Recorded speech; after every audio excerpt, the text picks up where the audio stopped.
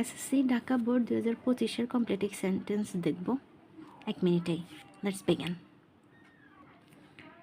1 নম্বর কোশ্চেনটা দেখি, there is a প্রভাব দ্যাট ড্যাশ। তাহলে এটা কীভাবে ফিল আপ করবো?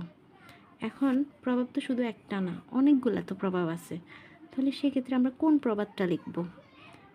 খেয়াল করো নেক্সট বি নাম্বার কোশ্চেনটাতে আসলে কি বলা হয়েছে? Unless you have good health, তার মানে হেলথের কথা বলা আছে। সেক্ষেত্রে আমরা হেলথের সাথে কানেক্টেড যে প্রভাবটা সেটা লিখব। সেটা হচ্ছে কি? Health is wealth. তাহলে এ নাম্বার কোশ্চেন আমরা লিখব দেয়ার ইজ এ প্রভাব that health is wealth.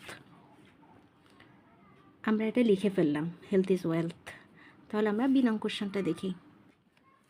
Unless মানে যদি না, unless you have good health, যদি তোমার ভালো স্বাস্থ্য না থাকে তাহলে কি হবে? আনলেস মানে যদি না, unless you have good health, যদি তোমার ভালো স্বাস্থ্য না থাকে তাহলে কি হবে? প্রথম অংশে আনলেস থাকলে, আনলেস দ্বারা আমরা বোঝাই যদি না। আনলেস থাকলে পরের অংশে অবশ্যই ক্যান নট নিয়ে আসতে হবে। তাহলে সেক্ষেত্রে আমরা বলবো you can not concentrate on anything. যদি তোমার ভালো স্বাস্থ্য না থাকে তাহলে তুমি কোনো কিছুতেই মনোনিবেশ করতে পারবে না। কনসেন্ট্রেট মানে মনোনিবেশ। 3 নম্বরে কি বলেছে? You may have a lot of wealth, তোমার অনেক সম্পদ থাকতে পারে কিন্তু তুমি চাইলেই কিনতে পারো না হেলথ, তুমি স্বাস্থ্য কিনতে পারো না।